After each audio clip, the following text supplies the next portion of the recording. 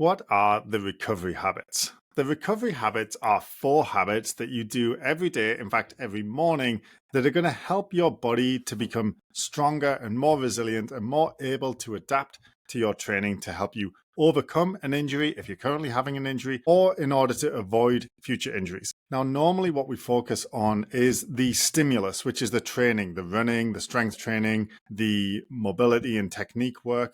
That is all training and that's the stimulus. But today we're going to be talking about the other side of the equation, which is the response. The response to the stimulus, the response to the training is the adaptation that occurs. And what we're going to be looking at is habits that will allow us to help us optimize that response. And you'll notice that they're very healthy lifestyle focused habits, and they really are these 4, the bare minimum. So they are just a foundation that we want to lay in order to make our recovery efforts to get past our injury or to avoid future injury. We want to help our body get in the place where it's most likely to be able to do that by setting up these habits. This is not an exhaustive list of how to stay fit and healthy, but it is a really good start. So if you're not doing these, this is an excellent place to start. Now, the reason we do them in the morning is because we want to set up what is known as keystone habits. These are habits that if we do them every day, they will tend to have a positive influence on other habits. So if we do them in the morning, they will tend to lead to healthier choices throughout the day. In a sense, we're demonstrating to ourselves that we are healthy, fit, athletic runners. And the choices that we make in the morning to do these habits will help us reinforce that identity, which makes it more likely that later in the day, when motivation's lacking, when we're tired, when we're stressed, we're much more likely to make healthy lifestyle choices because we are reinforcing the identity that we are a fit, healthy, athletic runner every morning by routine. Now we have 4 areas that we're going to focus on, and each area has a habit. So we have exercise, nutrition,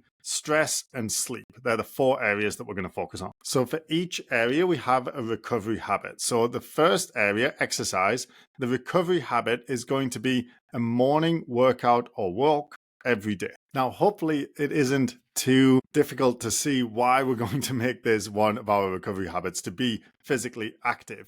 However, it's worth pointing out that physical inactivity is an extremely problematic issue, and evidence suggests that people who are physically inactive are much more likely to die than those who are physically active. And we want to reinforce again that we are physically active people, whether we're running or we're strength training, or if we have a rest day scheduled. We do not want to be taking the day completely off from exercise and movement. We need to move every day. This is the way that we were designed. And in fact, I got a little quote here that physical inactivity is one of the leading modifiable risk factors for global mortality, with an estimated 20 to 30% increased risk of death compared to those who are physically active. So even though, yes, as runners, we are physically active, generally speaking, and wouldn't fall into that, it's just worth reinforcing every morning that we are that physically active athletic person. And even on rest days, when we don't have a strength session scheduled, when we don't have a run scheduled, we are not being inactive. We are not going to have a sedentary day. We're going to get out and we're going to go for a walk. If you use heart rate zones, you want to make it a brisk walk so your heart rate gets up into zone 1. So it's only a very light aerobic stimulus, but you get that 30 minutes, and this is a minimum. Like, you can go much longer than that. And if you have a long run or a hard workout schedule that day, obviously you don't need to do the walk as well, but you still can. But we want to say every morning we're going to get our exercise in. It's either going to be a workout or a walk for 30 minutes. Okay, next up we have nutrition. And this one is a little more challenging for most people, but I swear by it. It is totally worth it. And this one is morning greens. So the recovery habit of morning greens is all about starting off our day on the right foot. So you might be wondering, why the morning and why greens? Okay, so we're going to go for greens, and specifically dark leafy greens, because if you Google something called the nutrient density line, you'll find a list. It's sometimes illustrated as a pyramid or like a top-down list of all of the foods, a few different food groups rated by their nutrient density. So nutrient density, like, it's complicated. You can read about exactly how it works, but essentially it's like how many nutrients do you get out of a food compared to how many calories. The more nutrition that you get per calorie, the more nutrient dense that food is, and that makes it a healthier food, all other things being equal. Now, this is not to say things that top the list like kale, collard greens, mustard greens, watercress, Swiss chard, bok choy spinach. So kale and spinach are my kind of go-to for those greens.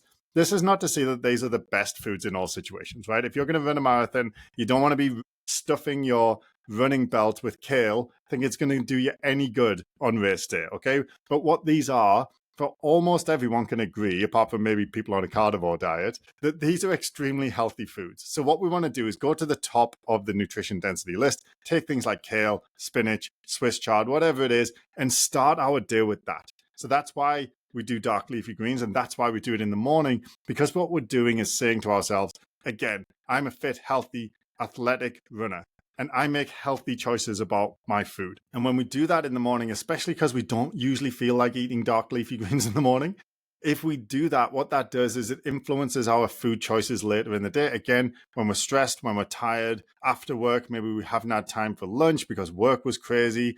Maybe there's nothing prepared. And instead of getting something convenient that's less healthy, because we've reinforced to ourselves that we make healthy food choices every single morning for the last year or two, we will actually make the effort to make some healthy food. So that's the power in making this a morning habit and choosing the most healthy foods or one of the most healthy foods as our target food for the nutrition habit. Now, we don't want to let the perfect be the enemy of the good here. So one way of looking at this would be to get, fresh, organic, whole food, kale, spinach, Swiss chard, right? And have a salad first thing in the morning. Most people are not going to like that, but if you do, then do that. That's the kind of best option.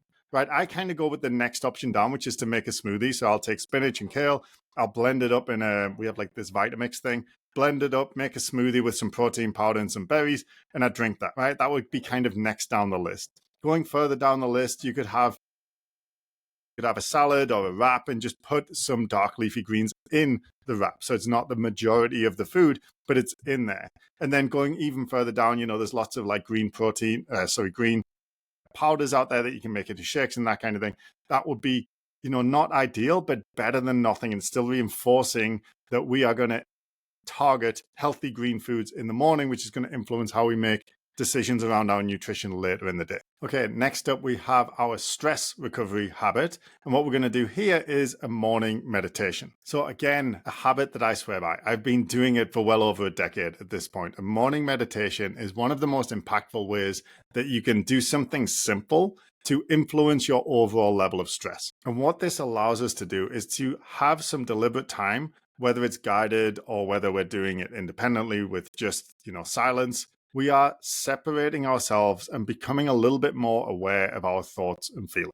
When we practice this skill every morning, what happens is we start to create a little bit of space between the events of the day that happen to us and our response to them. So rather than going through the day trying to negotiate with a bunch of emotional reactions that just kind of happen almost automatically, we can create a little bit of space when we can think and we can choose how we want to respond. What that does is allow us to negotiate the challenging situations that come up for all of us most days of the week with a little bit more skill. And that's going to allow us to reduce our levels of low-grade stress and anxiety. So that's why we do it, and that's why we do it in the morning, because it's going to allow us to create that bit of space later when something comes up at work, when something comes up with the kids. This is going to allow us a little bit of space. We'll handle it a little bit better. That's going to reduce the volatility of that situation. When we do that enough times, like over the course of the week, you might 5 or 6 occasions, you might handle the situation a bit better than you otherwise would. That is going to reduce our stress levels. Reducing our stress levels is going to get our body out of that fight or flight state, which we often see people stay in a low grade fight or flight state constantly because they're always like stressed out and anxious by lots of little things that are, perceived by our body to be life threatening that actually aren't. And they have trouble with things related to their rest and digest system, right? Which is the parasympathetic system, because that becomes inactive because they're always in this sympathetic driven fight or flight state. And what we want to do is try and reduce the sympathetic activity, which is the fight or flight, increase the rest and digest, the parasympathetic activity. And that's going to bring us into a little bit more balance. That's going to allow us to sleep, which we're going to come to in a second, but it's also going to allow us to adapt to build our bones, our muscles, our tendons, our joints. It's going to allow us to digest our food properly rather than being stressed all the time where the body's just focused on short-term survival. Okay, and the sleep recovery habit is going to be a predetermined lights on and lights off time. So for an example, my lights on time is 5 a.m. every morning, and my lights off time is 9:30 p.m.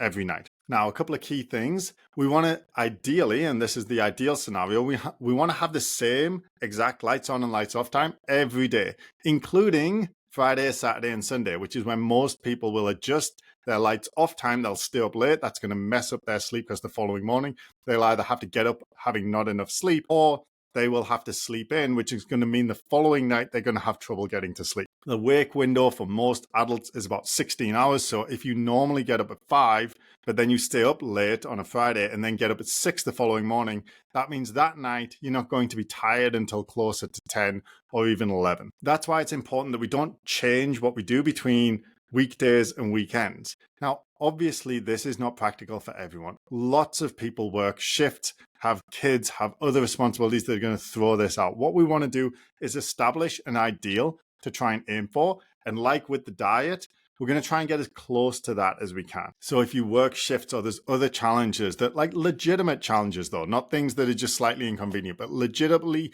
mean that you cannot have the same lights on and lights off time every day, then you're going to do your best to have some sort of predetermined lights on and lights off time. So in advance of the week, you're going to look at your shifts and you're going to map out, this is where my lights on time is, this is where my lights off time is, okay?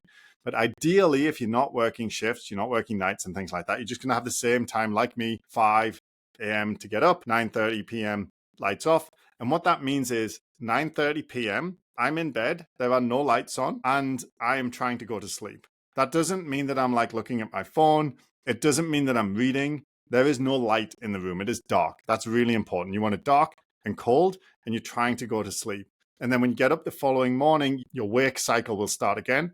And doing this every day helps your body slip into that natural circadian rhythm. What that's going to do is help put your body in a better state of balancing the sympathetic activity during the day and the parasympathetic activity that's going to help you go to sleep. And it is actually when we are asleep that we adapt to our training. So if we go for a long run, we don't actually improve our aerobic base while we're running. We improve it while we're sleeping after the run. It's the response to the stimulus that occurs while we're asleep. So it's really important that we get a full night's sleep. And having predetermined and preset and regular routine lights on, lights off times, ideally exact same time every single day, is one of the best ways that you can set yourself up to fall into that natural circadian rhythm and get yourself to sleep well. And those are the 4 recovery habits. So just to recap, we have the exercise recovery habit, which is our morning workout or walk. We have our nutrition recovery habit, which is our morning greens. We have our stress recovery habit, which is our morning meditation.